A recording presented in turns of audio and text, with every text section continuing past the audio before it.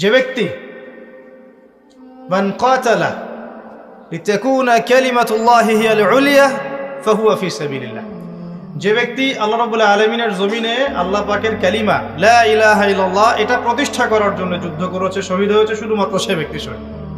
এটা কার সংজ্ঞা? রাসূল সাল্লাল্লাহু আলাইহি ওয়াসাল্লামের সংজ্ঞা। তো এখন যেগুলো চলছে পশ্চিমা ধাঁচে চলছে, খোলামেলা বলা পশ্চিমা ধাঁচ, সেকুলারিজম, ডেমোক্রেসি, কমিউনিজম, যত মতবাদগুলো চলছে পলিটিক্যাল সিস্টেমগুলোর মধ্যে, এগুলো বেশিরভাগই পশ্চিমা মতবাদ। ইসলামিক যে রুলিংস এর সাথে এগুলো খুব একটা সম্পর্ক নেই। এবং এখন আমরা কি করেছি, এখন আমরা দিনকে ভাগ করে ফেলেছি। ইবাদত বন্দেগীর জীবনে আমি নামাজ, রোজা, হজ, যাকাত করবো, এবং অর্থনৈতিক জীবনে আমি সর্বেসর্বা, আমি যা বুঝি তাই, সমাজে গিয়ে আমি যা বুঝি তাই, পরিবারে আমি যেমন ইচ্ছা তেমন চলবো, পলিটিক্সে আমি যা ইচ্ছা তাই করবো। এখানে ইসলামের ধর্মের কথা টেনে আনবেন না। টেনে আনলে আপনি মৌলবাদী হয়ে যাবেন, আর টেনে না আনলে আপনি সেকুলার। এই হচ্ছে কনসেপ্ট, খোলামেলা কনসেপ্ট চলছে। তো এখন এটা চলে আসছে বিগত 100 বছর থেকে প্রায়, আমি যতটুকু পড়াশোনা করছি 100-200 বছরের বেশি হবে না আর কি। মূলত ফরাসি বিপ্লব যেটা হয়েছে 1789-এর দিকে, 79-এর দিকে, তারপর থেকে পশ্চিমে এই বিপ্লবগুলো সংঘটিত হয়েছে। এর আগ পর্যন্ত এগুলোর অস্তিত্ব খুব একটা পাওয়া যায় না। আর ওই যে গ্রিক দর্শনের কথা বলে, গ্রিক দর্শনে অ্যারিস্টটল, প্লেটো, তারা ছিল, সক্রেটিস, তারাও ডেমোক্রেসি চর্চা করেছে। এই ডেমোক্রেসি ওই ডেমোক্রেসি সেম ছিল না। এটা নিয়ে কথা বলে আমার সাথে বসতে বলে, এটা সেম ছিল না। ওটা ছিল একটা ক্ষুদ্র নগর রাষ্ট্রের কনসেপ্ট, এটা আব্রাহাম লিঙ্কনের কনসেপ্ট ছিল না। আর এর কিছু বিষয়ের সাথে আমাদের দ্বিমত নাই, কিন্তু কিছু বিষয়ের সাথে আমাদের দ্বিমত নাই, কিছু মৌলিক বিষয়ের সাথে ইসলামের দ্বিমত আছে। বুঝাচ্ছি, যেমন ধরেন এখানে যতগুলো মানুষ বসে আছেন, আপনারা যদি একটা সিলেকশন বা ইলেকশন যেটাই বলেন করেন, যে এখানে আমরা 1000, 2000, 5000 মানুষ আছি, একটা রায় দেয়া হবে, মত নেওয়া হবে। কি মত? সুদ হালাল না হারাম, সুদ মানবতার কল্যাণের জন্য উপকারী না ক্ষতিকর, মদ হালাল না হারাম, পতিতাবৃত্তির লাইসেন্স দেওয়া যাবে কি যাবে না, এটা একটা ভোটাভুটি হচ্ছে মনে করেন, সেই ফর এক্সাম্পল। এখন এখানকার মধ্যে 4000 মানুষ বললেন যে হ্যাঁ এগুলো ভালো, এগুলো করা যাবে, আধুনিক রাষ্ট্রের কনসেপ্ট এগুলো থাকতে পারে, এই বিশ্বে চলতে হলে এগুলো লাগে। আর বেচারা এই 200-400 মানুষ বললো যে না এগুলো হারাম, আল্লাহ পাক হারাম করেছেন, হারাম। এখন প্রচলিত ওয়ার্ল্ডের যে সিস্টেমগুলো চলছে, এই কনসেপ্টগুলোতে গেলে এই 4000 মানুষের রায় গ্রহণযোগ্য হবে। কথা বুঝতে পারছেন না? এই 4000 মানুষের রায় গ্রহণযোগ্য হবে এবং এই মতটা প্রতিষ্ঠা লাভ করবে। আপনি চান বা না চান, যদি না চান বাই ফোর্স এটা প্রতিষ্ঠা করা হবে, যেহেতু এটা সংখ্যাগরিষ্ঠ মানুষ এখানে মত দিয়েছে। এটা প্রচলিত ডেমোক্রেসি। আর ইসলাম কি বলছে? ওই যে ইসলাম বলছে ওই যে 100, 200, 500 মানুষ বসে আছে বেচারা, হাবা গোবা টাইপের, মুখে দাড়ি টুপি আছে, তারা বলছে না এগুলো চলবে না, এগুলো হারাম, মদ, পতিতাবৃত্তি, সুদ এগুলো চলে না, এগুলো আল্লাহ পাক হারাম করেছেন। আল্লাহর বিধানে ওই 100, 200, 300 মানুষের রায় গ্রহণযোগ্য। তো আপনি কি এখন পার্থক্য ধরতে পারছেন? এখন পুরো ওয়ার্ল্ডের সিস্টেমটা এভাবেই চলছে। আর এই সিস্টেমটাকে আপনি কি রাতারাতি পরিবর্তন করতে পারবেন? এমনভাবে এগুলো অক্টোপাসের মতো মুসলিম জাতিগুলোকে গ্রাস করে ফেলেছে, এমন কোনো মুসলিম কান্ট্রি নাই যেগুলো এগুলোর বাইরে চলে যেতে পারে। কারণ পুরো বিশ্বে মুসলিমরা এখন আগের মতো শক্তিশালী না, পুরো বিশ্বে মুসলিমরা আগের মতো শক্তিশালী নয়, এটাই বাস্তবতা। আমাদের সংখ্যা অনেক বেশি যদিও বা, কিন্তু বিশ্বের বড় বড় সেক্টর যেগুলো আমরা বলি, যেমন এই যে অস্ত্রশস্ত্র, মিলিটারি অ্যাফেয়ার্স, তারপরে আপনার ফাইন্যান্স, ব্যাংকিং সিস্টেম, হ্যাঁ, তারপরে এই যে জিও পলিটিক্যাল বিষয়গুলো, এগুলোতে পশ্চিমাদের দৌরত্ব বেশি, ওদের ডমিনেন্সটা বেশি। আমরা এই জায়গায় ছিলাম না এখন আছি? উত্তর হচ্ছে আমরা এই জায়গায় ছিলাম না, এখন আছি। আমরা এমন একটা জায়গায় ছিলাম যেখান থেকে আমরা পুরো বিশ্বটাকে শাসন করেছি বিগত প্রায় রাসূল সাল্লাল্লাহু আলাইহি ওয়াসাল্লামের ইন্তেকালের পর থেকেও যদি ধরি, তাও প্রায় 1200 বছর। কত বছর? প্রায় 1200 বছর। শেষের এই 200, 250, 300 বছর আপনি দেখছেন পরিস্থিতি ভিন্ন। তো দিন বুঝাতে গিয়ে এই জায়গায় এসেছি যে প্রথমে একটা কনসেপ্ট ক্লিয়ার করতে হবে। এই কনসেপ্টটা ক্লিয়ার না করে কবরে গেলে সমস্যা আছে। আমি বলছি আপনাকে আমল করতে বলছি না এখন, মানে আপনি আমল করতে যে পারবেন না আমি খুব ভালো করে জানি, 100% যে কথাটার উপর আমল করতে পারবেন না, এই পরিস্থিতিতে, এটা আমি খুব ভালো করেই জানি, কিন্তু আমি আপনাকে কনসেপ্টটা ক্লিয়ার করতে বলছি, যে বিশ্বাসটা ক্লিয়ার করেন। বিশ্বাসটা হচ্ছে দিন কি পরিপূর্ণ জীবন ব্যবস্থা। আল্লাহ পাক ইসলামের মধ্যে এমন কোনো বিষয় নাই যা নাজিল করেন নাই। হয়তোবা আমি দুনিয়ার চাপে পড়ে হোক, বৈশ্বিক চাপে পড়ে হোক, আমি 100% পালন করতে পারছি না, এটা ডিফারেন্ট ইস্যু, এটা আলাদা কথা। কিন্তু আগে বিশ্বাসটা ক্লিয়ার করতে হবে যে দিন মানে হচ্ছে পরিপূর্ণ জীবন ব্যবস্থা, এটাই ইসলাম। আল্লাহ পাক কি এখানে ইবাদত বন্দেগীর হেদায়েত দেননি? কিভাবে নামাজ পড়বেন, রোজা রাখবেন, হজ করবেন, যাকাত দিবেন, তাসবিহ তাহলিল করবেন, জিকির আজকার করবেন, এই হেদায়েতগুলো কি ইসলামে নাই? আছে কি না? দ্বিতীয় দিকে আসেন, পরিবার চালাবেন, ইয়া আইয়ুহাল্লাযীনা আমানু কু আনফুসাকুম ওয়া আহলিকুম নারা, পরিবারের হেদায়েত নাই? মুসলিম হয়ে আমাদেরকে মৃত্যুবরণ করতে হবে, ইত্তাকুল্লাহ হাক্কা তুকাতিহি ওয়া লা তামুতুন্না ইল্লা ওয়া আনতুম মুসলিমুন, ব্যক্তি জীবনের হেদায়েত নাই? অর্থনীতিতে যাবেন, আল্লাহ বলছেন ফাহাল্লাল্লাহুল বাই'a ওয়া হাররামা রিবা, ইকোনমিক হেদায়েত নাই? জিওপলিটিকে যাবেন, আল্লাহ পাক বলছেন যে লা তাত্তাখিযুল ইয়াহুদা ওয়ান নাসারা আউলিয়া, ইহুদ এবং নাসারাদেরকে বন্ধু রূপে গ্রহণ করো না, বা'দুহুম আউলিয়া বা'দ, ওরা একে অপরের বন্ধু। জিওপলিটিক্যাল হেদায়েত পেলেন? পান নাই?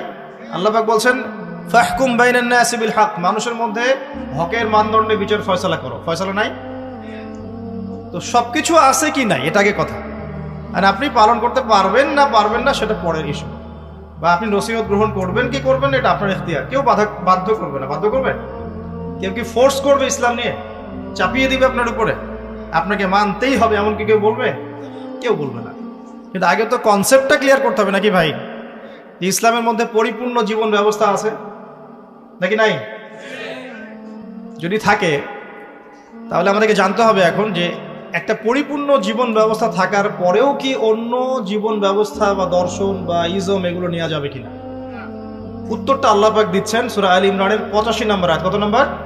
85। আল্লাহ পাক বলছেন ওয়া মা ইয়াবতাগি গায়রাল ইসলামি দীনান ফালান ইউকবাল, কেউ যদি ইসলাম ছাড়া, এই দিন ইসলাম ছাড়া, যেদিন ইসলাম পরিপূর্ণ, এটা ছাড়া যদি অন্য কোনো দর্শন, ইজম বা জীবন ব্যবস্থা, দিন কেউ তালাশ করে, ফালান ইউকবাল মানে কোশ্চিন কালেও সেটা কবুল করা হবে না।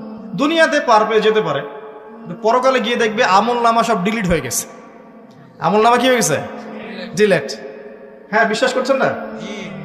শোনেন, একটা সূরা আছে, সূরা হুজুরাত। কোন সূরা? এই হুজুরাত সূরার মধ্যে প্রথম দিকের আয়াতগুলোটি পড়ে দেখবেন, 1 থেকে 4 নম্বর আয়াতগুলো। সাহাবীদের মধ্যে দুজন সাহাবী পরস্পরের সাথে কথা বলছেন, এবং কথা বলতে গিয়ে গলার ভয়েসটা উঁচু হয়ে গেছে। আমরা হয় না? নবী সাল্লাল্লাহু আলাইহি ওয়াসাল্লাম সেখানে বসেছিলেন। এই দৃশ্যটা আল্লাহ পাক দেখে আয়াত নাজিল করে দিলেন, তোমরা সাবধান হয়ে যাও, যদি তোমরা নবীর সামনে নিজেদের কণ্ঠস্বরকে উঁচু করো, তোমাদের আমল নামা সব ডিলেট হয়ে যাবে, তোমরা টেরই পাবে না। বুঝতে পারছেন? শুধু নবীর সামনে কণ্ঠস্বর উঁচু করার ফলাফল এটা। আর যদি নবী সাল্লাল্লাহু আলাইহি ওয়াসাল্লামের নাজিল করে যে শরীয়ত, এই দিন পালন না করে অন্য দিন পালন করে, তাহলে কি হবে? বুঝতে পারছেন না? একটা হাদিসে পাওয়া যাচ্ছে, তৃতীয় সিঁড়িতে নবী সাল্লাল্লাহু আলাইহি ওয়াসাল্লাম দাঁড়িয়ে বলছেন আমিন। সাহাবীরা বলছেন কেন আমিন বললেন ইয়া রাসূলুল্লাহ? নবীজি বলছেন আমি যখন তৃতীয় সিঁড়িতে ছিলাম, জিবরাইল আলাইহিস সালাম এসেছিলেন, এসে বলেছেন ধ্বংস হোক সেই ব্যক্তি যে ব্যক্তির সামনে নবীর নাম উচ্চারিত হয়েছে কিন্তু সে নবীর নাম শুনে দরুদ পড়ে নাই সাল্লাল্লাহু আলাইহি ওয়াসাল্লাম। নবীর নাম শুনে শুধু দরুদ পড়ে নাই, তাতেই তার ধ্বংসের অভিশাপ চলে আসতেছে।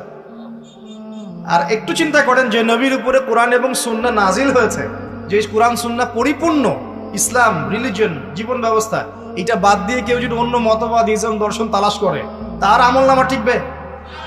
কমন সেন্স কি বলে টিকবে? দেখেন, কমন সেন্সের অভাব থাকলে মানুষ কি করে? আল্লাহ পাক বলছেন যে তোমরা আল্লাহকে ভয় করো। সূরা বাকারা পড়ে দেখেন, 279 থেকে 83 পর্যন্ত 4টা আয়াত পড়ে দেখেন। আল্লাহ পাক বলছেন তোমরা আল্লাহকে ভয় করো এবং সুদ ছেড়ে দাও। কি ছেড়ে দাও? যদি না ছাড়ো তাহলে ফাযানু বিহারবিন মিনাল্লাহি ওয়া রাসূলিহি, তাহলে আল্লাহ এবং তার রাসূলের সাথে যুদ্ধের ঘোষণা শুনে রাখ। একটু আগে শুনলেন নবীর নাম শুনে দরুদ না পড়লেই তার অভিশাপের ফয়সালা হয়ে গেছে। এখন যদি আপনি সুদ খাওয়ার মধ্য দিয়ে নবী এবং আল্লাহর সাথে যুদ্ধ করতে থাকেন, তাহলে কবরে নিশ্চয়ই ওই নবীকে উত্তর দিতে পারবেন, হাউজে কাউসারের পানি নিশ্চয়ই পাবেন, শাফাত তো অবশ্যই পাবেন। নাকি? এগুলো কমন সেন্সের বিষয় না? সাধারণ কমন সেন্স। যদি নবী সাল্লাল্লাহু আলাইহি সাল্লামের শানে জাস্ট দরুদ না পড়লেই এমন হয়, তার কথা সাল্লাল্লাহু আলাইহি ওয়াসাল্লাম তার কণ্ঠস্বরের উপরে গলার ভয়েস উঁচু করলেই এমন ধমক চলে আসে, তাহলে সেই নবীর সুন্নত, সেই নবী রেখে যাওয়া দিন ইসলাম, মানে কোরআন এবং সুন্নাহর বাইরে গিয়ে চললে পরকালে আমি পার পাবো, চিন্তা করাটা বোকামি না? এখন যখন আল্লাহ পাক বলছেন যে এখানে আমি সমস্ত বিষয় ব্যাখ্যা করেছি, কোরআন এবং হাদিসে আমি সমস্ত বিষয় ব্যাখ্যা করেছি, এটা দলিল কোরআনে আছে, এমনি এমনি বলছি না কোনো কথাই। সূরা কাহাফ খুলে দেখেন 54 নম্বর আয়াত, আল্লাহ পাক বলছেন যে ওয়ালাকাদ সাররাফনা ফি হাযাল কুরআনি লিন-নাস মিন কুল্লি মাসাল, আমি এই কোরআনের মধ্যে মানব জাতির জন্য, শুধু মুসলিমদের জন্য না, মানব জাতির জন্য সমস্ত বিষয় ব্যাখ্যা করেছি। আর কিছু লাগবে? দলিল দরকার আছে? এই একই আয়াত সূরা বনী ইসরাঈলের মধ্যেও আছে, একই আয়াত। তো আল্লাহ বলছেন একমাত্র গ্রহণযোগ্য দিন আল্লাহর কাছে কোনটা বলেন? ইসলাম। ইসলাম মানে কি? শান্তি, আত্মসমর্পণ। ইসলাম মানে কি? আল্লাহর সামনে আত্মসমর্পণের মাধ্যমে শান্তি অর্জন করা। কেমন করে? দলিল দিচ্ছে, ইব্রাহিম আলাইহিস সালাম ওই স্ত্রীকে রেখে আসছেন কোথায় বলেন?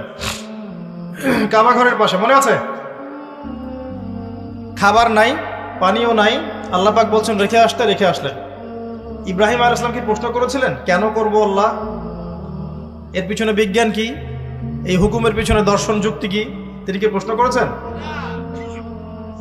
আল্লাহ পাক বলছেন তোমার সন্তানকে জবাই করতে হবে। সন্তানকে ডেকে বলছেন ইন্নী আরা ফিল মানামি আন্নী আসবাহুক, আমি স্বপ্নে দেখেছি আমি তোমাকে জবাই করছি, ফানদুর মাযা তারা, তোমার রায় কি আমাকে বলো। ইব্রাহিম আলাইহিস সালামকে জিজ্ঞাসা করেছেন আল্লাহ এই হুকুমের পিছনে দর্শন যুক্তি বিজ্ঞান কি? একটা মাসুম বাচ্চাকে কেন হত্যা করব? কেন বেচারাকে জবাই করব? একটা প্রশ্ন করেছেন? ইব্রাহিম সম্পর্কে আল্লাহ পাক কি বলছেন? সূরা বাকারায় চলে আসেন, আল্লাহ পাক বলছেন ইব্রাহিম তাকে যখনই কোনো বিষয়ের আদেশ করা হয়েছে, যখনই ইয ক্বালা লাহু রাব্বুহু আসলিম, যখনই তার রব তাকে বলেছেন আসলিম মানে আত্মসমর্পণ করো, ক্বালা আসলামতু লিরাব্বিল আলামিন, তিনি বলেছেন আমি জগৎ সমূহের প্রতিপালক আল্লাহর সামনে আত্মসমর্পণ করলাম। একটা প্রশ্নও করেন নাই, এই যে ইসলাম, এই যে মুসলিম। আর ইব্রাহিম আলাইহিস সালামই এই জাতির নাম করেছেন কি? করেন নাই? কেউ মিলাতে পারছেন? ইব্রাহিমের মতো মুসলিম হতে হলে তো সামি'না ওয়া আতা'না, মানে শুনলাম মানলাম, ব্যাস এতটুকু। এখন আল্লাহ পাক বলছেন দিনটা পরিপূর্ণ, আল্লাহ বলছেন যে এই দিন ছাড়া অন্য দিন গ্রহণযোগ্য হবে না, আল্লাহ বলছেন যে তার সামনে আত্মসমর্পণ করতে, আত্মসমর্পণ করলে পরে আপনি শান্তি পাবেন ইনশাআল্লাহ। এর নাম ইসলাম মানে শান্তি।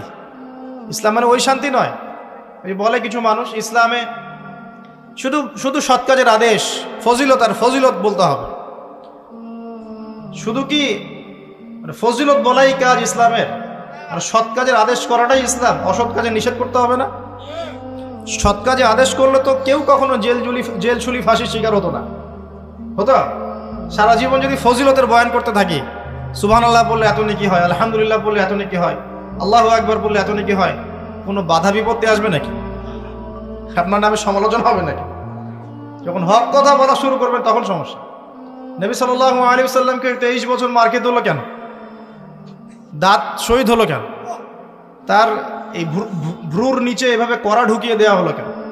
উহুদের মাঠে তাকে আঘাত সহ্য করতে হলো কেন? নবী সাল্লাল্লাহু আলাইহি ওয়াসাল্লামকে সারা জীবনে 15টা গালি খেতে হয়েছে। কয়টা?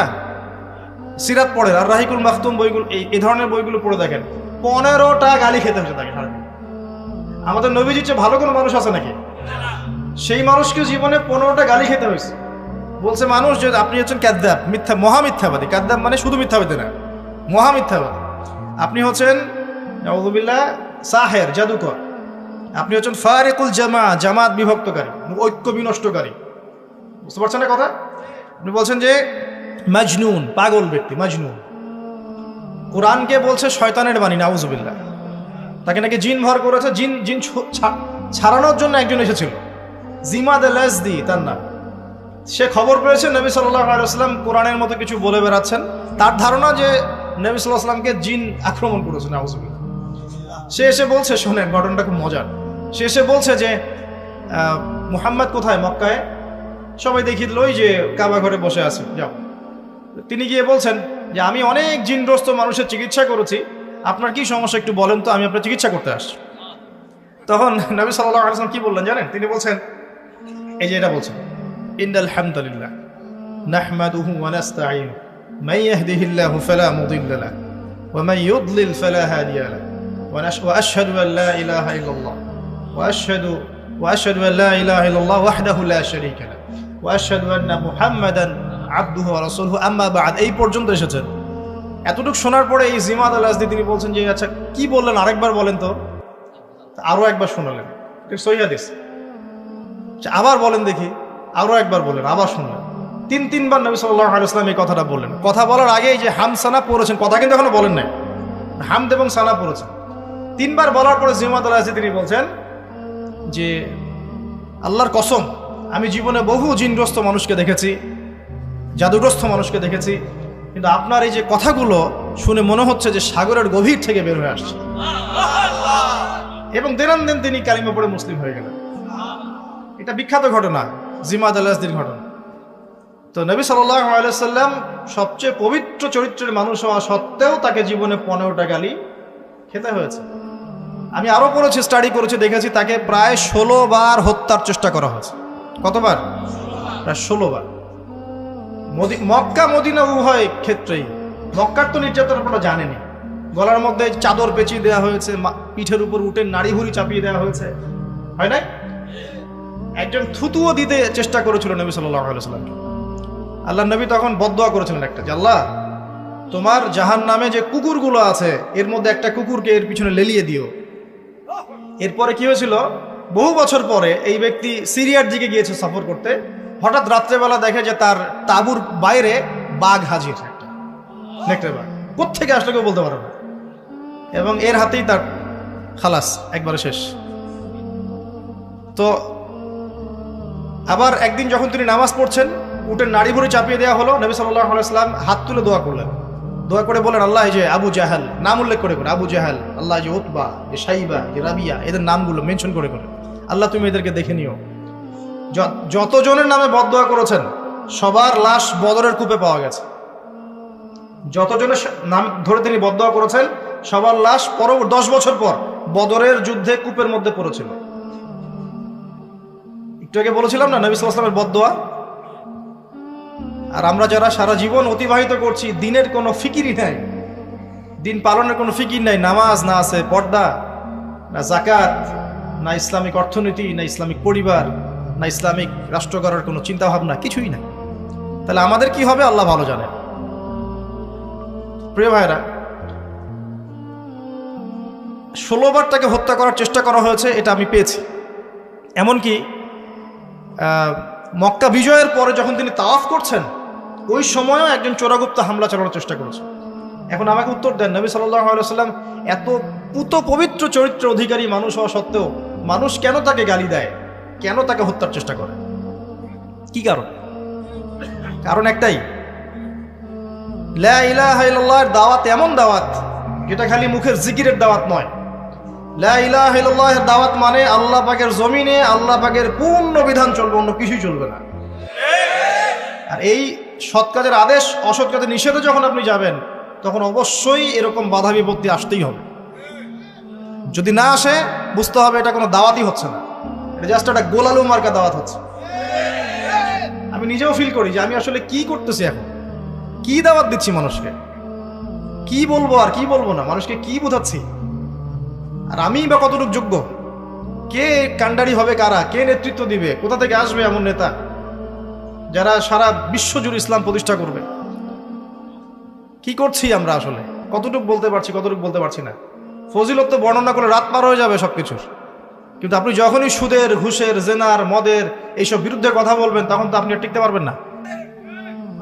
তাহলে দিন ইসলাম পরিপূর্ণরূপে পালন করতে হবে, এই দায়িত্ব সবাই নিজের কাঁধে নিয়ে নেন, অন্যের দায়িত্ব বাদ দেন, নিজের দায়িত্বটাকে নিয়ে নেন নিজের উপর, যে আমি আল্লাহর জমিনে আছি, 60-70 হয়তো 100 বছর বাঁচবো, আল্লাহু আ'লাম, ঠিক আছে। আর যে যুগ পড়েছে এত বছরও মানুষ বাঁচবে কিনা আল্লাহ ভালো জানে, তাই না ভাই? এই কিছুদিন আগে করোনা এসেছিল, এক ধোঁয়ায় কতগুলো মানুষকে ধুয়ে দিল না, ধুয়ে দেয় নাই? জি, আচ্ছা, আরও আসতেছে। আমি দেখলাম গত 3 দিন আগে একটা নিউজ দেখেছি, সাইবেরিয়া একটা অঞ্চল আছে না, সাইবেরিয়া, এর বরফে ঢাকা, এর নিচে কয়েকশো হাজার বছর আগের ভাইরাসগুলো এখন আস্তে আস্তে জীবিত হচ্ছে নাকি, নিউজ করেছে দেখবেন। কয়েকশো হাজার বছর আগের মাটির এই বরফের নিচে চাপা পড়া ভাইরাসগুলো আবার নাকি জীবিত হচ্ছে। এটা নিয়ে আবার বিজ্ঞানীরা শঙ্কা করছেন যে মহামারী আসতে পারে একটা। তো এই পৃথিবীতে 100 বছর বাঁচার মানে আসলে খায়েশ রাখাটা ঠিক হবে না, এত লম্বা হয়তো হায়াত আমাদের হবে না, আল্লাহ ভালো জানেন আমাদের কথা। তো এখন বিষয়টা হচ্ছে যে এই যে হায়াতটুকু আল্লাহ পাক দিয়েছেন, তার মধ্যে তো 30-40 বছর অলরেডি চলেই গেল আমাদের, হয়তো সামনে পড়ে আছে 10-20 বছর, আল্লাহু আলাম। এখন নিজের উপর যদি নিজের ফরজিয়াতটা না নিয়ে আসি যে আমার দায়িত্ব দিন ইসলাম পরিপূর্ণরূপে পালন করা, তাহলে সমস্যা না ভাই? মানুষের কথা বাদ দেন, কবরে তো একাই যাওয়া লাগবে নাকি? যার যার কবরে তো একাই যাওয়া লাগবে। স্ত্রী সন্তান, বাবা মা, আত্মীয় স্বজন, নেতা নেত্রী যাবে নাকি কবরে?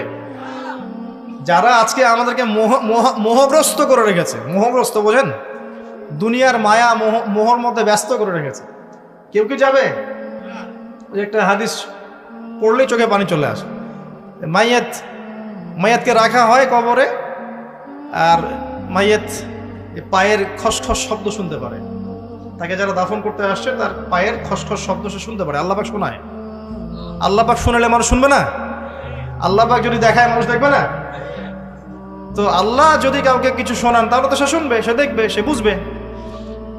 এরপরে যখন তারা চলে যায় তখন সে একা নিথর পড়ে থাকে। যদি মুমিন ব্যক্তি হয় তাহলে মাথার দিক থেকে নামাজ আসবে, এই যে ডান দিক থেকে যাকাত, বাম দিক থেকে রোজা, পায়ের দিক থেকে অন্যান্য সৎ আমলগুলো এসে তাকে সঙ্গ দিবে। ফেরেশতারা প্রশ্নোত্তর পর্ব করবেন, সে ইনশাআল্লাহ তাআলা বুক ফুলি উত্তর দিয়ে দিবে ইনশাআল্লাহ। এখন দেখেন, এই যে প্রশ্ন করা হবে মান রব্বুক, কে তোমার রব, দুনিয়াতে যে আল্লাহর দ্বীনই পালন করছে না সে কি উত্তর দিতে পারবে নাকি? মান রব্বুক, কে তোমার রব, আল্লাহর সাথে দুনিয়াতে শিরিক করছে, তো শিরিকের পাপে থাকলে কি মান রব্বুক উত্তর দিতে পারবে? জিজ্ঞেস করা হবে মায়া দিন, তোমার দিন কি, যে দিন ইসলাম আংশিক মানে আংশিক মানে না, উত্তর দিতে পারবে? আল্লাহ পাক বলছেন উদখুলু ফিস সিলমি কাফা, তোমরা পরিপূর্ণরূপে ইসলামে প্রবেশ করো। আল্লাহ কি বলছেন আংশিক রূপে প্রবেশ করো? বরং আংশিকতার শাস্তি আল্লাহ পাক বলছেন। সূরা বাকারা পড়ে দেখেন, 85 নম্বর আয়াত, নাম্বার বলে দিলাম 84-85। আল্লাহ বলছেন আফাতুমিনুনা বিবাদিল কিতাবি ওয়া তাকফুরুনা বিবাদ, তোমরা কি আল্লাহর কিতাবের কিছু অংশ মেনে চলবে আর কিছু অংশকে ছেড়ে দিবে? ফামা জাযাউ মান ইয়াফআলু যালিক ইল্লা খিজয়ুন ফিল হায়াতিদ দুনিয়া, যারা এরকম আদর্শে চলবে, কিতাবের কিছু অংশ মানি কিছু অংশ মানি না, আল্লাহ বলছেন দুনিয়াতেই তাদেরকে লাঞ্ছিত করে দিব আমি। এই যে পুরো বিশ্ব জুড়ে মুসলিমদের উপর লাঞ্ছনা আসে নাই, এইটাই কারণে আসছে। আমরা কিতাবের কিছু অংশ মানি কিছু অংশ মানি না। কিতাবের কিছু অংশ আমরা মানি ঠিকই, কে বলছে নামাজ রোজা হজ জাকাত আমরা মানি না? আমরা মানি তো, কিন্তু সুদটা ছাড়তে যান, দেখেন মানে কিনা। এই সুদের করাল গ্রাসে এই পুরো বিশ্বের অর্থনৈতিক সিস্টেমটা এখন হুমকির মুখে পড়ে আছে। এই যে প্রবাসীরা আপনারা এখানে আছেন অনেকে, আপনাদের রেমিটেন্স থেকেই তো চলে রিজার্ভ, এটা একটা অন্যতম সোর্স। যারা ইকোনমিক সেকশনে পড়াশোনা করেন বা করেছেন তারা জানেন, বুঝবেন এগুলো। তো এই পরিশ্রমের ফসল, মাথার ঘাম পায়ে ফেলে কি অবর্ণনীয় কষ্ট সহ্য করে যে এই কাজগুলো করে মানুষ। আমরা যতবার অ্যাব্রোডে গিয়েছি, যাওয়ার সুযোগ হয়েছে, আমরা দেখেছি প্রবাসীদের যে কি কষ্ট, খাওয়ার কষ্ট, থাকার কষ্ট, ঘুমের কষ্ট। সুবহানাল্লাহ, কয়েকদিন আগে আমি কক্সবাজার একটা সফর ছিল, ওখানে যে একদম শেষ পয়েন্ট যেটা নাফ নদীর সামনে টেকনাফ, ওই পর্যন্ত আমরা একটু ঘুরতে গিয়েছিলাম ঘোরার জন্য। ওখানে বিজিবিদের ক্যাম্প, বিজিবি সদস্যদের ক্যাম্প আছে। কি যে অবর্ণনীয় কষ্ট স্বীকার করে তারা সীমান্ত পাহারা দেয়, কল্পনা করতে পারবো না। এত কষ্ট, 4 থেকে 5 ঘন্টা ঘুমানোর সময় পায়, 24 ঘন্টা কি 30 ঘন্টার মধ্যে। তার মধ্যে 1 ঘন্টা সময় দেওয়া হয়, 1 ঘন্টার মধ্যে তার খাওয়া, গোসল, তার যে ইস্তেঞ্জা, তার বাসায় কথাবার্তা বলে 1 ঘন্টা। ওই যেখানে দাঁড়িয়ে আছে ওইখানেই দিন হচ্ছে রাত হচ্ছে। তো খুব ভালোবাসা তারা আমাকে, আলহামদুলিল্লাহ। আমাকে বলছে যে আপনার লেকচার শুনি, মাশাআল্লাহ। তো আমাদের এই কষ্ট, আমাদের কষ্টের কথাগুলো একটু বললেন মানুষকে। তো বললাম যে আপনাদের কষ্টের কথা মানুষকে বললে মানুষ বুঝবে না। কখন বুঝবে? যখন তাদেরকে ওই জায়গায় দাঁড় করা দেওয়া হয়। যারা উপরে আছে ওদেরকে একবার করে ডিউটি দেওয়াবেন, তাহলে বুঝবে যে কষ্ট কাকে বলে। বুঝতে পারেন নাই? সেনাবাহিনীর সদস্যদের যে কষ্ট, এগুলো আপনারা বুঝবেন না। পুলিশ প্রশাসনের ভাইরা আছে না, যে কষ্ট করে, এই কষ্টগুলো মানুষ আসলে কি জন্য করছি আমরা? উত্তর কি? যদি এই কষ্টের উদ্দেশ্য হয় শুধুই দুনিয়া, তাহলে এই কষ্ট দুনিয়াতেই শেষ হয়ে যাবে। আর যদি এই কষ্টের উদ্দেশ্য হয় দুনিয়া এবং পরকাল, যে আমি এর সাথে দিনের স্বার্থ জড়িত থাকে, প্রত্যেকটা সেকেন্ডে আপনি নাকি পাবেন ইনশাআল্লাহ। একটা হাদিস এসেছিল, ওনাদেরকে শোনাইছে হাদিসটা, যে একটা হাদিস এসেছে যে মুসলিম রাষ্ট্রের সীমান্ত পাহারা দেওয়ার জন্য যারা এভাবে বিনিদ্র রজনী কাটায়, তারা এই যে তাহাজ্জুদ গোজার সওম পালনকারীদের সমান নেকি পায়। এবং ওই অবস্থা যদি ইন্তেকাল হয়ে যায়, শহীদ হয়ে যাবে ইনশাআল্লাহ। তো দেখেন ভাই, এই যে পরিপূর্ণ জীবন ব্যবস্থার কথা বলছি, প্রবাসীদের কথা থেকে এখানে আসছিলাম, যে তাদের যে কষ্ট, আমরা দোয়া করি যে আল্লাহ পাক তাদের যেন কষ্টগুলো লাঘব করে দেন এবং তাদের পরিবারগুলোকে আল্লাহ পাক যেন ইসলামিক পরিবার রূপে কবুল করেন। অনেক সময় দেখা যায় যে প্রবাসে স্বামী, এদিকে বাসায় স্ত্রী পরকীয়া করতেছে, দেখেন নাই? কত ঘটনা এরকম ঘটতেছে। এরকম নিমক হারাম মহিলাদের সাথে সংসার করবেন না। সুন্দর মতো বসবেন, বসে সেপারেট করে দিবেন। এসব নিয়ে চলার কোনো মানে হয় না তো। আপনি প্রবাসে গিয়ে মাথার ঘাম পায়ে ফেলে রেমিটেন্স পাঠান, টাকা পাঠান, আপনার টাকা দিয়ে পরিবার চলে, সমাজ কল্যাণমূলক কাজ হয়, দেশের জিডিপি বাড়ে, রিজার্ভ বাড়ে। আপনার পরিবারের বউ এসে এই কাজ করবে, শান্তভাবে বসে চুপচাপ ছেড়ে দিন, দরকার নেই। দুনিয়াতে একটা শিক্ষা নিয়েছি, দুনিয়ার শিক্ষা হচ্ছে দুষ্ট গরুর চেয়ে শূন্য গোল অনেক ভালো। দুষ্ট গরুর চাইতে শূন্য গোল অনেক ভালো। আর মানুষ যখন আল্লাহকে পেয়ে যায়, হ্যাঁ, মানুষ যখন আল্লাহকে পেয়ে যায়, তখন সে দুনিয়ার আসল বাস্তবতা বুঝতে পারে, দুনিয়া কি জিনিস। আলী রাদিয়াল্লাহু আনহুর একটা বই পড়ছিলাম, উনার যে মানে দর্শনগুলা, উনার যে চিন্তাভাবনাগুলো, উনার কিছু লেখা ছিল, কিন্তু এগুলো সব জায়গায় আসে নাই। এই বইগুলো সবাই পায় না, কিন্তু রেয়ার বই।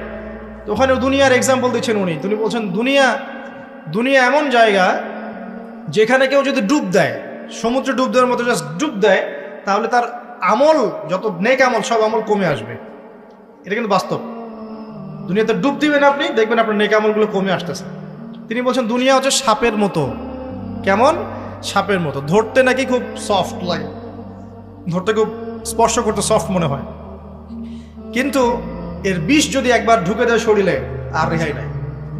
কথাগুলোর গভীরতা অনেক। এক জায়গায় লিখছেন উনি যে আমি দুই শ্রেণীর মানুষকে নিয়ে খুব সমস্যা আছে। এক শ্রেণী হচ্ছে যারা জাহেল আবেদ, মানে ইবাদত করে, অনেক ইবাদত করে কিন্তু জাহেল, জ্ঞান নাই কিন্তু ইবাদত করে, এদেরকে নিয়ে আমি খুব সমস্যা আছে। আর এক শ্রেণী হচ্ছে যারা ব্যক্তিত্বহীন আলেম, এদেরকে নিয়ে আমি সমস্যা আছে। আলেম কিন্তু কোনো ব্যক্তিত্ব নাই, এই জন্য মানুষ তার কাছে আসে না, দূরে সরে যায়। ব্যক্তিত্বহীনতার কারণে অনেক আলেম থেকে মানুষ দূরে সরে যায়, কিন্তু একজন আলেম যদি ব্যক্তিত্বশীল হয়, মানুষ তার কাছে আসে। খেয়াল করে দেখবেন। তো উনি বলছেন আমি এই দুই শ্রেণীর মানুষকে নিয়ে সমস্যা আছে। আর পড়তে শুরু করলে মনে হয় যে পড়তেই থাকি। বলছেন যে আমি অনেক জায়গায় ঘুরলাম, অনেক কিছু দেখলাম, শুনলাম, বুঝলাম, শেষে গিয়ে বুঝলাম যে মানুষ শুধু স্বার্থের জন্যই মানুষের কাছে থাকে। বলছে তিনি বলছেন তুমি যদি ভালোবাসাকে বাড়াতে চাও তাহলে মানুষের সাথে খুব বেশি মেলামেশা করতে যাও, একটু কম মেলামেশা করো, একটু দূরত্বে থাকো, তোমাকে মানুষ ভালোবাসবে। আর তুমি যদি খুব বেশি ডুব দাও না, তখন তোমার মূল্য আর ব্যক্তিত্ব নষ্ট হয়ে যাবে। এক একটা কথা কতগুলো বলে শেষ করো, অনেক আছে। এক পর্যায়ে তিনি ফাতিমা রাদিয়াল্লাহু আনহার যে ইন্তেকাল, এই ইন্তেকালকে নিয়েও দুটো লাইন লিখেছেন। এই লাইনগুলো পড়তে গিয়ে চোখ দিয়ে পানি চলে আসছে। তিনি বলছেন তোমাকে কতদিন দেখি না, কতদিন ছুঁয়ে দেখি না, কতদিন তোমার কাছে যাই না। সবাই বলে তুমি আমার থেকে দূরে, কিন্তু সত্যি কথা হচ্ছে তুমি আমার কলিজার ভিতরে আছো। এমন করে লিখেছেন ফাতিমা রাদিয়াল্লাহু আনহা সম্পর্কে। হে আমার প্রিয়তমা, তোমাকে কতদিন দেখি না, তোমার চেহারা কতদিন দেখি না, তোমাকে কতদিন ছুঁইতে পারি না। হ্যাঁ, সবাই বলে তুমি আমার থেকে দূরে চলে গেছো, কিন্তু আমি জানি তুমি আমার কলিজার বক্ষ পিঞ্জরে আছো। লিখেছে কবিতা। তো আপনারা একটু পড়াশোনা করবেন। স্পেশালি আমি আপনাদের এনকারেজ করি যে 4 খলিফার জীবনে অবশ্যই পড়বেন। চার খলিফার জীবনী পড়বেন, সাহাবীদের জীবনী পড়বেন, তারা কিভাবে দিন শিখেছেন, বুঝেছেন, পালন করেছেন, প্রচার করেছেন, দিনের জন্য কত ত্যাগ স্বীকার করেছেন, এগুলো পড়বেন। আমি খুব রিকোয়েস্ট করি আপনাদেরকে যে আপনারা ইতিহাস পড়বেন।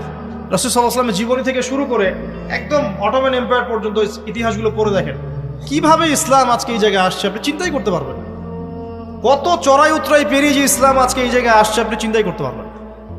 প্রিয় ভাইরা, আমাদের নবীজি সবচেয়ে ভালো মানুষ হওয়া সত্ত্বেও তাকে কিন্তু গালি খেতে হয়েছে এবং হত্যার চেষ্টাও করা হয়েছে। মনে রাখবেন, শুধু সৎ কাজের আদেশ করার নাম ইসলাম নয়, শুধু আংশিক বিষয় পালন করার নাম ইসলাম নয়, অসৎ কাজের নিষেধের নামও ইসলাম, এবং আল্লাহ নিষেধগুলো ছেড়ে দেওয়ার নামও ইসলাম। আল্লাহ পাক এটাই বলছে সূরা বাকারা 84-85-তে, তোমরা কি কিতাবের কিছু অংশ মানো, কিছু অংশ মানো না। ফামা জাযাউ মা ইয়াফআলু যালিকা ইল্লা খিজয়ুন ফিল হায়াতিদ দুনিয়া, দুনিয়াতেই আমি লাঞ্ছিত করে দেব এমন অপরাধ করলে। ইয়াউমাল কিয়ামা ইউরাদ্দুনা ইলা আশাদ্দিল আযাব, কিয়ামতের মাঠে সবচেয়ে যন্ত্রণাদায়ক শাস্তি এদেরকে দেওয়া হবে। কাদেরকে? যারা কিতাবের কিছু অংশকে মানি, কিছু অংশ মানি না। পারি না পারি, আগে আকীদা পরিষ্কার রাখবো যে ইসলামের প্রত্যেকটা বিষয়ের হেদায়েত আছে, এটাই চূড়ান্ত দিন, এর বাইরে কোনো দিন আল্লাহর কাছে গ্রহণযোগ্য হবে না। কেউ চর্চা করলে তা কোশ্চিনকালও কবুল করা হবে না। এবার আসেন, এর ভিত্তি কি? এর ভিত্তি হচ্ছে দুইটা। কয়টা? দুইটা। দুইটা থেকে আরো দুইটা এসেছে, এই দুইটা হচ্ছে মূল। নবী সাল্লাল্লাহু আলাইহি ওয়াসাল্লাম বলছেন, তারাকতু ফিকুম আমরাইন, আমি তোমাদের মাঝে রেখে গেলাম মাত্র দুটো বস্তু। কয়টা বস্তু? দুটো বস্তু। লান তাদিল্লু মা তামাসসাকতুম বিহিমা, তোমরা কোশ্চিনকালেও পথভ্রষ্ট হবে না যতদিন পর্যন্ত এই দুটাকে আঁকড়ে ধরে থাকবে। কোন দুটা? এক নাম্বার আল কিতাবুল্লাহ, আল্লাহর কিতাব। দুই নাম্বার ওয়া সুন্নাতে নবীহি, তার নবীর সুন্নত। তো কোরআন এবং সুন্নত মিলেই কোরআন এবং হাদিস নয় কি? আচ্ছা, এখন আমাদের সামনে নবীজি নাই, আমাদের সামনে সাহাবায়ে কেরাম নেই, আমাদের সামনে তাবে তাবেঈন, চার ইমাম কেউই নাই, ওলামায়ে কেরাম আছেন, আর আমাদের সামনে আছে কোরআন এবং হাদিসের কিতাবগুলো। এই তো ইসলাম আমরা দেখছি, তাই না? এর বাইরে তো আমরা দেখতে পাচ্ছি না। সাহাবীরা না হয় সরাসরি নবীকে দেখে দিন পালন করেছেন, তাই না? তারপরের জেনারেশন সাহাবীদেরকে দেখে করেছেন, তারপরের জেনারেশন তাবেঈদের দেখে করেছেন। আমরা তো কাউকেই দেখতে পাচ্ছি না। আমরা দেখছি কোরআন এবং হাদিসের কিছু কিতাব এবং ওলামায়ে কেরাম সামনে আছে। এই তো, এই দুইটা হচ্ছে ভিত্তি। এখন এখান থেকে আরো দুটো এসেছে, একটা হচ্ছে ইজমা, একটা হচ্ছে কিয়াস। এই দুটোও ইসলামের। অনেকে বলে ইজমা কিয়াস ইসলামে নাই, কোরআন সুন্নাহ এই দুটাই। ইজমা এবং কিয়াস গুরুত্বপূর্ণ, কারণ ইজমা, সাহাবীদের ইজমা, এটা একটা খুব গুরুত্বপূর্ণ জিনিস, এবং কিয়াস ছাড়া আপনি অনেক মাসআলা বের করতে পারবেন না। ইয়াবার শব্দ কোরআনে আছে না নাই? ইয়াবা নাম শুনেছেন? শোনেন নাই? না শুনলেই ভালো। তো এই শব্দটা কি কোরআনে আছে নাকি? নাই। কোরআনে মাদকের কথা আছে। কিসের কথা? মাদক। এখন কিয়াস দরকার নাই। এই যে একটা মাসআলা, একটা মূলনীতিকে কেন্দ্র করে আরেকটা মাসআলাকে বের করা, ইস্তেহাদ করার যে মূলনীতিগুলো, এগুলো কিয়াস থেকে আসে। এটা কিয়াস। এটা ছাড়া আপনি অনেক মাসআলাই বের করতে পারবেন না সমসাময়িক। তো অবশ্যই কোরআন, সুন্নাহ, ইজমা, কিয়াস চারটাই লাগবে। এখন কথা হচ্ছে, এগুলো তো আর আমরা সরাসরি পালন করতে পারবো না। পারবো? বুঝাচ্ছি, একটু বোঝেন। মনে করেন সামনের দিনগুলোতে দেখবেন বিটকয়েন আসবে। কি কয়েন? হয়তো অলরেডি অনেক কান্ট্রিতে চলেও আসছে। এখানে কতদিন এটা লঞ্চ হবে আল্লাহ ভালো জানেন, কিন্তু বিটকয়েন মার্কেটে আসছে। এটাকে ক্রিপ্টোকারেন্সি বলে। কি বলে? পেপার মানি নিয়ে যে কথাগুলো বলেছিলাম, কিছু তো ফলেছে নাকি ভাই? কিছু তো ফলেছে। আচ্ছা, সামনে আরো ফলবে ইনশাআল্লাহ। সাস্টেইনেবল অ্যাসেট যেগুলো আছে, সেখানে সম্পদ ইনভেস্ট করেন। আপনার জমি জমা থাকলে চাষবাস করা শুরু করেন। সাস্টেইনেবল অ্যাসেট যেগুলো, সেগুলোতে ফোকাস করেন। এমন কোনো জায়গায় অনেক বেশি সম্পদ ইনভেস্ট করে দিয়েন না যেটা পরে আপনার মানে পথে বসার কারণ না হয়ে যায় আবার। তো ক্রিপ্টোকারেন্সি মনে করেন চলে আসছে, এখন আপনি বোঝেন না ক্রিপ্টোকারেন্সি কি জিনিস, সেটা হালাল না হারাম, এটা জায়েজ না জায়েজ, এগুলো মাসালা কি সবাই জানে? জানে কি? এটার জন্য কোরআন সুন্নাহর জ্ঞান লাগবে, ইকোনমিক্সের জ্ঞান লাগবে না, পড়াশোনা লাগবে। এখন সরাসরি কোরআন এবং হাদিসের বইগুলো চর্চা করে আপনি কি এর সমাধান বের করতে পারবেন কি না? পারবেন? আপনার কি সেই জ্ঞান আছে, যোগ্যতা আছে? আর সেই যোগ্যতা কি সবার আছে? অল্প কিছু মানুষের থাকতে পারে, যারা ওলামায়ে কেরাম, তাদের এই যোগ্যতা, তাদের মধ্যেও হয়তো কিছু মানুষের নাও থাকতে পারে না, কিন্তু বরেণ্য ওলামায়ে কেরাম যারা, তাদের মাঝে এগুলো থাকবে ইনশাআল্লাহ। এখন আপনি কি করবেন? কোরআন সুন্নাহকে পালন করার স্বার্থে ওলামায়ে কেরামের দ্বারস্থ হবেন এবং তাদের কাছে মাসলা মাসাইলগুলো জেনে নেবেন তাহলে আপনি একা একা চর্চা করে বিভ্রান্ত হওয়ার সুযোগ থাকবে না। এই বিষয়টা খেয়াল রাখবেন। এখন নতুন কিছু ফিতনা আসছে যে কিছু মানুষ, সবাই না, অল্প কিছু মানুষ কোরআন সুন্নাহ নিজে নিজে পড়াশোনা করেই সব কিছুর সমাধান বের করতে চাচ্ছে। এটা ঠিক না। সব কিছুর সমাধান বের করতে হলে মুস্তাহিদ হতে হবে, আর সবাই মুস্তাহিদ হতে পারবে না। সবাই কি আবু হানিফা রাহিমাহুল্লাহ হতে পারবে নাকি? সবাই কি ইমাম শাফিঈ হবে নাকি? সবাই কি আহমদ বিন হাম্বল হতে পারবে? সবাই কি ইমাম মালিক হতে পারবে? পারবে না। অতএব জ্ঞান চর্চার স্বার্থে, দিন পালনের স্বার্থেই ওলামায়ে কেরামের দ্বারস্থ হতে হবে, হকপন্থী ওলামায়ে কেরাম। এমন ওলামায়ে কেরামের কাছে আবার যায় না যার সকালে চা খাওয়ার সময় একটা ফতোয়া থাকে, বিকেলবেলা একটা মাইর খায়, রাত্রে ফতোয়া আবার উল্টা যায়। এই জায়গায় আবার তাহলে সমস্যা। ঠিক আছে? তো আল্লাহ পাক আমাদের বরেণ্য ওলামায়ে কেরামদেরকে হেফাজত করুন, দোয়া করি, এবং তাদের নেক হায়াতে বরকত দান করুন, এবং তাদের মাধ্যমে দিনের আরো বড় বড় খেদমত আঞ্জাম দেওয়ার তৌফিক আল্লাহ পাক দান করুন। এবং যুব সমাজকে রিকোয়েস্ট করবো আপনারা ডিটাচড হয়ে থাকবেন, ওলামায়ে কেরাম থেকে ডিটাচড হয়ে আপনারা দিন পালন করতে যাবেন না, তাদের সাথে সম্পর্ক রেখেই দিন পালন করবেন ইনশাআল্লাহ। আল্লাহ সহজ করুক। এখন এই ভিত্তি পেয়ে গেলাম, এবার শেষ করার আগে আমি মূলনীতিগুলো বলে শেষ করছি। এই মূলনীতি কি ইসলামের? শোনেন, এই জায়গাটা একটু ভালো করে শোনেন। নবী সাল্লাল্লাহু আলাইহি ওয়াসাল্লাম বসে আছেন মসজিদে, একজন ব্যক্তি আসলেন, ব্যক্তির গায়ে ধবধবে সাদা জামা, চুলগুলো কুচকুচে কালো, এবং তাকে মদিনার কেউ চিনে না। লা ইউরা আলাইহি আসারুস সাফর, তার গায়ে সফরের কোনো চিহ্ন দেখা যাচ্ছে না। তিনি আসলেন, এসে নবী সাল্লাল্লাহু আলাইহি ওয়াসাল্লামের হাঁটুর সাথে হাঁটু লাগিয়ে দিয়ে বসে পড়লেন। বসে নবীজিকে 4টা প্রশ্ন করলেন। কয়টা প্রশ্ন? 4টা। তার মধ্যে প্রথমটা হচ্ছে আখবিরনি আনিল ইসলাম, হে মুহাম্মদ সাল্লাল্লাহু আলাইহি ওয়াসাল্লাম, আমাকে ইসলাম সম্পর্কে বলো, যে ইসলাম কি, ইসলাম কি জিনিস, ইসলামের ব্যাখ্যা কি, সংজ্ঞা কি? নবীজি বলছেন সাল্লাল্লাহু আলাইহি ওয়াসাল্লাম, আর ইসলাম হচ্ছে আন তাশহাদা লা ইলাহা ইল্লাল্লাহ, তুমি সাক্ষ্য দিবে যে আল্লাহ ছাড়া কোনো ইলাহ নাই, ওয়া আন্না মুহাম্মাদান আবদুহু ওয়া রাসূলুহু, এবং মুহাম্মদ সাল্লাল্লাহু আলাইহি ওয়াসাল্লাম আল্লাহর বান্দা এবং রাসূল। এটা 1 নাম্বার ইসলামের ভিত্তি। এটা নাম্বার 1 হলো কালিমা। কালিমার মধ্যে 2টা অংশ। কয়টা অংশ? একটা হচ্ছে লা ইলাহা ইল্লাল্লাহ, মানে আল্লাহ পাকের তাওহীদ ছাড়া অন্য কোনো কিছু চলবে না। 2 নাম্বার হচ্ছে মুহাম্মদুর রাসূলুল্লাহ, মানে নবীর সুন্নাত ছাড়া অন্য কোনো সুন্নাত চলবে না। সিম্পল। লা ইলাহা ইল্লাল্লাহ মানে আল্লাহ ছাড়া কিছুই নাই, মানে আল্লাহ ছাড়া কোনো রিজিক দাতা নাই, কোনো পালনকর্তা নাই, কোনো সন্তান দাতা নাই, কোনো জীবন দাতা নাই, কোনো মৃত্যু দাতা নাই, কোনো বিধান দাতা নাই, আল্লাহ ছাড়া কিছুই নাই। মানে আল্লাহ পাকেই সব, আল্লাহ থেকে সব হয়। নাকি অন্য কোনো ইলাহ আছে? আস্তাগফিরুল্লাহ, অন্য কোনো ইলাহ আছে? নাই। তো এটা হচ্ছে শিরক মুক্ত তাওহীদের স্টেটমেন্ট। লা ইলাহা ইল্লাল্লাহ মানে শিরক মুক্ত তাওহীদ। শুধু এটা মুখের জিকির না, পালন করে দেখাতে হবে। যদি ইবাদত বন্দেগীতে আপনি আল্লাহর দাসত্ব করেন, সেজদা দেন, আল্লাহকে সেজদা দেন, ইবাদতে লা ইলাহা ইল্লাল্লাহ ঠিক আছে। অর্থনীতিতে গিয়ে আপনি সুদ খাচ্ছেন, আল্লাহর বিধান মানছেন না, ওখানে লা ইলাহা ইল্লাল্লাহ ঠিক নাই। বুঝতে পারছি না? জীবনের সব ক্ষেত্রেই লা ইলাহা ইল্লাল্লাহ আনতে হবে, তারপরে তো হবে লা ইলাহা ইল্লাল্লাহর কায়েম। না তো হইল না কিছু। 2 নাম্বার মুহাম্মদুর রাসূলুল্লাহ মানে আপনি অন্যের মন গড়া কোনো আদর্শ, দর্শন, সুন্নত ফলো করতে পারবেন না। আপনাকে মুহাম্মদ সাল্লাল্লাহু আলাইহি ওয়াসাল্লামকেই রোল মডেল মানতে হবে। এর নাম মুহাম্মদুর রাসূলুল্লাহ। যদি কেউ মুহাম্মদুর রাসূলুল্লাহ বলে অন্য কাউকে তার আদর্শ মেনে চলে, তাহলে মুহাম্মদুর রাসূলুল্লাহ কেটে গেছে। এখানেও একই কথা। নামাজে দাঁড়িয়েছেন, রাসূলের মতো নামাজ পড়ছেন, মাশাআল্লাহ।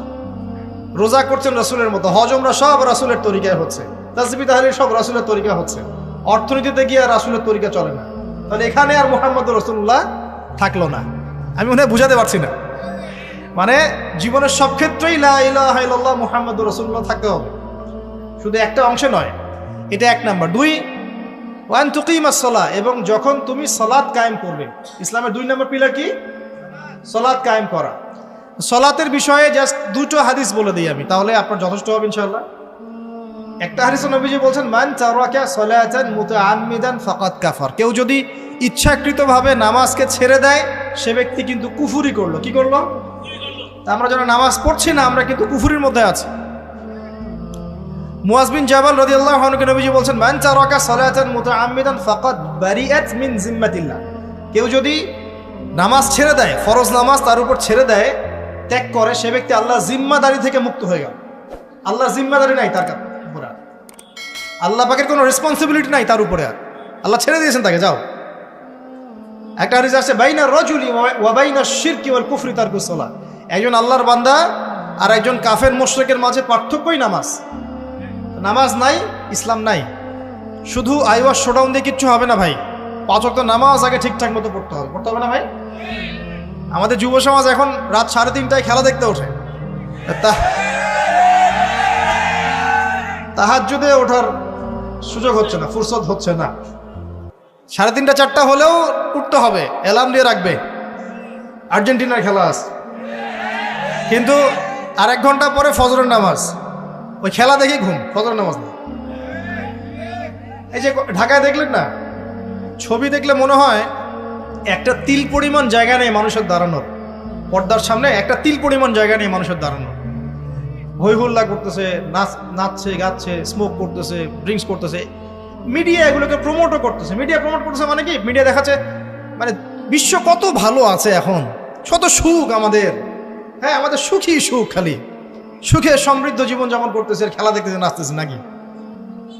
অথচ দেখেন ইকোনমিক সেকশনের কি অবস্থা, দেখেন কি অবস্থা দেশ। এই যে আমাদের সমাজের, যুব সমাজের নৈতিকতার অবস্থাগুলো দেখেন, ধর্ষণের হার দেখেন, জেনার হার দেখেন, মাদকাসক্ত মানুষদের হার দেখেন, কত হারে মানুষ মাদক খাচ্ছে, পরকীয়ার হার দেখেন, ব্লু ফিল্মসের হার দেখেন। ওদের ভাবখানে এমন যে খুব সুখ আমার জীবনে, খেলো আর খেলো। খেলার দলিল তো কোরআনে আছে তো। হ্যাঁ, আল্লাহ পাক বলছেন এই দুনিয়ার জীবনটা হচ্ছে খেল তামাশার ধোঁকা। খেলার দলিলও কোরআনে তো আছে।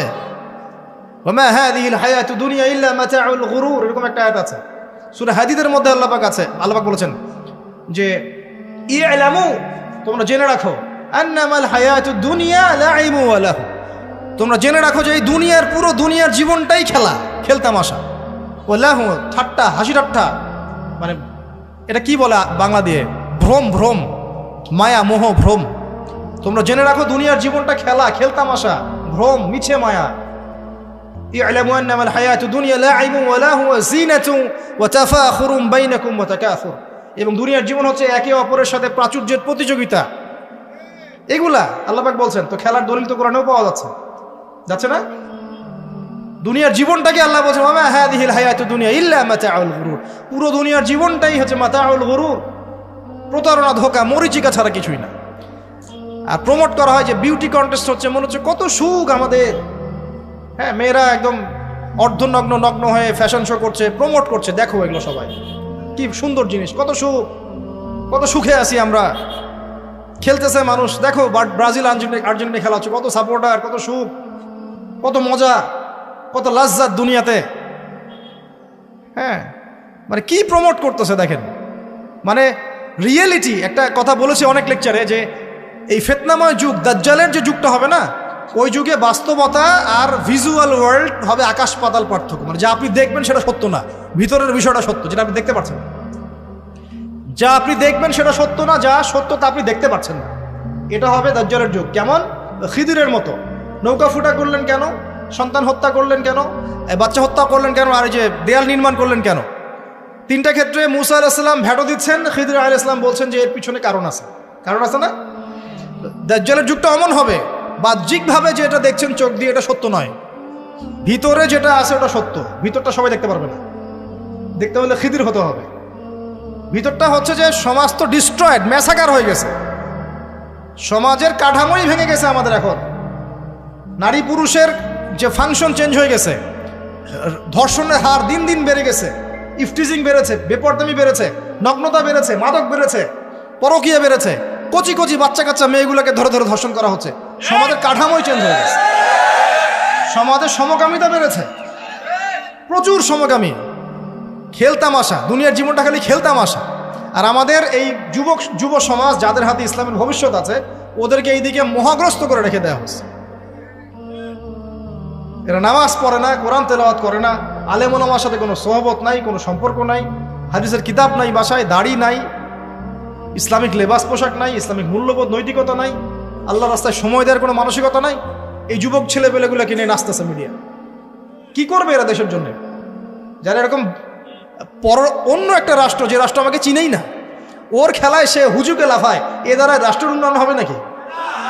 আজীব কথা বলেন। এইসব লোকজন দ্বারা রাষ্ট্রের উন্নয়ন হবে নাকি? যখন আমরা এই খেলতামাশায় ব্যস্ত আছি, দেখবেন পশ্চিমারা ঠিকই ওদের উদ্দেশ্য বাস্তবায়ন করছে। কি ঝোঁকে ঝোঁকে একটা একটা কথা আছে না, হিন্দুদের সাথে আমরা মিশতাম ছোটবেলায়, আমাদের বন্ধু ছিল অনেকে, বলতো ঝোঁকে হরি বল, একটা কথা বল, ঝোঁকে ঝরে বক পরে ফকিরের কেরামতি বলে একটা কথা আছে না, মানে হুজুকে মাতাল আবেগে ভাসতেছে মানুষ। কি আশ্চর্য একটা অবস্থা, কি আশ্চর্য, মানে এত সুখে আছি আমরা, এতই সুখ, খাবার পানি বাসস্থান বেকারত্ব কত সমস্যা নিয়ে ভুগতেছি আমরা, এতই সুখ যে বিশ্বকাপে নাচতে হবে আমাদেরকে। আবার এটাকে মুসলিম কান্ট্রির মধ্য দিয়ে জায়েজ করে নেওয়ার একটা পায়তারা চলছে, আয়োজন করেছে এক মুসলিম কান্ট্রি, খেলেছে আর এক মুসলিম কান্ট্রি। হ্যাঁ, এখন এটাকে দলিল নিয়ে এসে এটাকে জায়েজ করার একটা টেন্ডেন্সি চলছে এখন, ফাইজলামি শুরু করছে। অথচ যেখানে যেখানে এগুলো হচ্ছে তার পাশে ইয়েমেন পড়ে আছে, তার পাশে সিরিয়া পড়ে আছে, যেখানে লক্ষ লক্ষ মানুষ না খেয়ে পড়ে আছে। ইয়েমেনে লক্ষ লক্ষ শিশু না খেয়ে মরতেছে এখনো। দেখে এই 2013-14 সাল থেকে নিয়ে 2022 পর্যন্ত প্রায় 3.5 লক্ষ মানুষ মারা গেছে ইয়েমেনের এই ঘটনাগুলোতে, গৃহযুদ্ধ এবং এই যে আরব কান্ট্রিগুলোর মধ্যে কনফ্লিক্টের মধ্যে, এবং প্রায় 60% সেখানে বাচ্চা কাচ্চা। আপনি এত টাকা পয়সা খরচ করে এগুলো আয়োজন করতে, আমরা প্রমোট করতেছি, এর 5% টাকা ওদেরকে দিলেই তো ওদের 3 বেলার খাবার হতো। সিরিয়ার মানুষগুলোকে দেখেন গিয়ে, ওখানে তো ওটা রঙ্গমঞ্চ হয়ে গেছে, মানে যে যার স্বার্থ এখানে ঢুকে। ওখানে ইসরায়েলও ঢুকছে, আমেরিকাও ঢুকছে, তুরস্কও ঢুকতেছে, ওখানে আগে রাশিয়া ছিল, ওখানে বাশার আল আসাদ সরকার, সব মিলে জগা খিচুড়ি অবস্থা একটা। মানুষের মানবতা জীবনযাত্রা নাই, জীবনের কোনো মূল্য সেখানে নাই। প্রচুর মানুষ, ছোট ছোট ছেলে পেলে দেখবেন না খেয়ে ওখানে মারা, উদ্বাস্তুর মতো তাঁবুর নিচে জীবনযাপন করে। এটা দেখেন না চোখ দিয়ে? ওখানে একটা খেলা, হুদাই একটা খেলা নিয়ে এত লাফালাফি করতেছে, পাশে এতগুলো মানুষ না খেয়ে মারা যায়, কোনো খবর নাই। নিজে ভরপেট খাই, প্রতিবেশী অনাহারে থাকে, মুমিন হবে? কিসের ইসলাম ফলো করতেছি আমরা আসলে? আমরা যে ইসলামটা ফলো করতেছি এটা পশ্চিমাদের শেখানো ইসলাম, আমরা রাসূলুল্লাহ সাল্লাল্লাহু আলাইহি ওয়াসাল্লামের শেখানো ইসলাম ফলো করতেছি না। আমার স্ট্রেট কাট কথা একদম, আমরা যে ইসলামটা ফলো করতেছি এটা হচ্ছে পশ্চিমাদের শেখানো ইসলাম। রাসূলুল্লাহ সাল্লাল্লাহু আলাইহি ওয়াসাল্লামের ইসলাম ফলো করলে আজকে আমাদের অবস্থাগুলো হতো না। আল্লাহ পাক আমাদেরকে বোঝার তৌফিক দান করুন। আমি শুধু ফাযাক্কির ইন্নামা আনতা মুযাক্কির, আল্লাহ পাক যে বলেছেন তুমি উপদেশ দাও, তুমি শুধু উপদেশ দাতা, লাস্তা আলাইহিম বিমুসাইতির, কারো প্রতি তুমি দারোগা নাও, আমরাও কারো প্রতি দারোগা নই। কিন্তু পুরো বিশ্বের প্রেক্ষাপটটাকে কোরআন সুন্নাহ দিয়ে ব্যাখ্যা করার দায়িত্ব আমাদের। কেউ গ্রহণ করলে করবে, না করলে করবে না, তার কবরে সে যাবে, আমার কবরে আমি যাব, সিম্পল, শেষ। এটা সত্যটা স্পষ্ট করতে হবে। প্রিয় ভাইয়েরা, পরিপূর্ণ দিন পালন করেন। যুবকদেরকে বলবো, দেখুন শেষ করার আগে বলে দেই, নামাজ ছাইরেন না, লা ইলাহা ইল্লাল্লাহর উপর থাকেন, মুহাম্মদুর রাসূলুল্লাহ, নামাজ ছাইরেন না। আপনার উপরে অনেক দায়িত্ব আছে, উম্মতে মুহাম্মাদের অনেক জিম্মাদারি আপনার কাঁধে আছে। নিজেকে চিনতে শেখেন। আপনি 8-10টা বিধর্মীদের মতো নন, আপনি একজন মুসলিম যুবক, আপনার উপরে অনেক দায়িত্ব আছে। আপনাকে আল্লাহ পাক ওই খেলায় বাঁশি বাজানো আর রং তামাশা করার জন্য সৃষ্টি করেন নাই। আর এই বিষয়ে আমি আপনার চেয়ে একটু হলেও বেশি বুঝবো, কারণ আমরা জানি এর ভিতরের গল্পগুলো কি। এখানে বড় একটা জুয়া থাকে, জুয়া, এখানে পুরো বড় একটা বিজনেস এবং জুয়া থাকে, যেটা আপনারা বুঝবেন না। তো এই জন্য আপনাদেরকে আল্লাহ পাক সৃষ্টি করেন নাই। নিজেকে চিনতে শেখেন, আপনি কে, আয়নার সামনে দাঁড়ান। আপনি একজন মুসলিম যুবক, আপনার অনেক দায়িত্ব আছে। আল্লাহ পাক আপনাকে অনেক দায়িত্ব দিয়ে পৃথিবীতে পাঠিয়েছেন। জ্ঞান অর্জন করেন, আলেম ওলামার কাছে সোহবতে থাকেন, কানেকশনে থাকেন, বইপত্র পড়াশোনা করেন, আমল বাড়িয়ে দেন, হালাল রিজিক খান, পরিবারের আদর্শ ঠিক করার চেষ্টা করেন, সমাজের কল্যাণে কিছু করার চেষ্টা করেন, সমাজ কল্যাণমূলক কিছু কাজ করার চেষ্টা করেন। আল্লাহ পাক তৌফিক এনায়েত করুন। উম্মতের জন্য কিছু করেন। উম্মতের জন্য করার মানুষ এখন খুব বেশি নাই, কিন্তু এখন সেই যুগ না যে যুগে উমর রাদিয়াল্লাহু আনহু যুগ চলছে এবং সারা বিশ্বে মুসলিমরা একদম দাপটের সাথে জীবনযাপন করছে। এখন সেই যুগ না, তো সবার দায়িত্ব আছে। তো নিজেকে চিনতে শেখেন প্রিয় ভাই। আল্লাহ পাক তৌফিক এনায়েত করুন। এরপরে জাকাতের কথা আছে। জাকাত ইসলামিক অর্থনীতির ভিত্তি। জাকাত যখন ফরজ হয়ে যাবে অবশ্যই আমরা দেওয়ার চেষ্টা করবো ইনশাআল্লাহ তাআলা। রমজান মাসে সাওমের কথা আছে। রমজান মাস সামনে আসছে, মার্চ মাসে ইনশাআল্লাহ। রমজান আসার আগেই কোরআন পুরো একদম তেলাওয়াত করা শিখে নেবেন। পুরো রমজানে কোরআন তেলাওয়াত চলবে ইনশাআল্লাহ। আল্লাহ তৌফিক দান করুন। এবং শেষে আছে হজ। যদি আপনি সামর্থ্যবান হন তখন হজ করবেন। আর হজের মূল চেতনাই হচ্ছে কিন্তু ইব্রাহিমী চেতনা। এই যে আপনি কাবা ঘর দেখছেন, সাই করছেন, হ্যাঁ, আরাফার মাঠ, এই জামজাম কূপ, এই যে মাকাম ইব্রাহিম, সবগুলো কোন পরিবারের সাথে সম্পৃক্ত?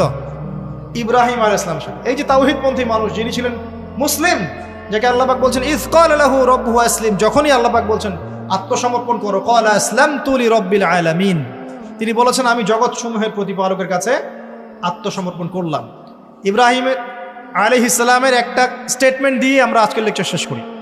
আমরা এই পৃথিবীতে থাকবো অল্প কয়েকদিন, আমাদের এখানে উদ্দেশ্য আছে থাকার, আমাদের উপর দায়িত্ব আছে, আমাদের হাতে কোরআন সুন্নাহ আছে, ওলামায়ে কেরাম আছেন, ইসলাম পালন করব, বুঝবো, ছড়াবো, প্রচার করব এবং প্রতিষ্ঠার চেষ্টা করব। এবং প্রত্যেকটা কাজের মূল পিছনের গল্পটা থাকবে এই একটা, সবসময় মাথা রাখবেন, ইন্না সলাতি ওয়া নুসুকি ওয়া মাহইয়ায়া ওয়া মামাতি লিল্লাহি রাব্বিল আলামিন, নিশ্চয়ই আমার সালাত, আমার স্যাক্রিফাইস, আমার যত কুরবানি, আমার জীবন, আমার মরণ, সব কিছু কার জন্যে? আল্লাহ পাক আমাদের সবার সালাত, স্যাক্রিফাইস, জীবন, মরণকে আল্লাহর পথে কবুল করুন, আমিন।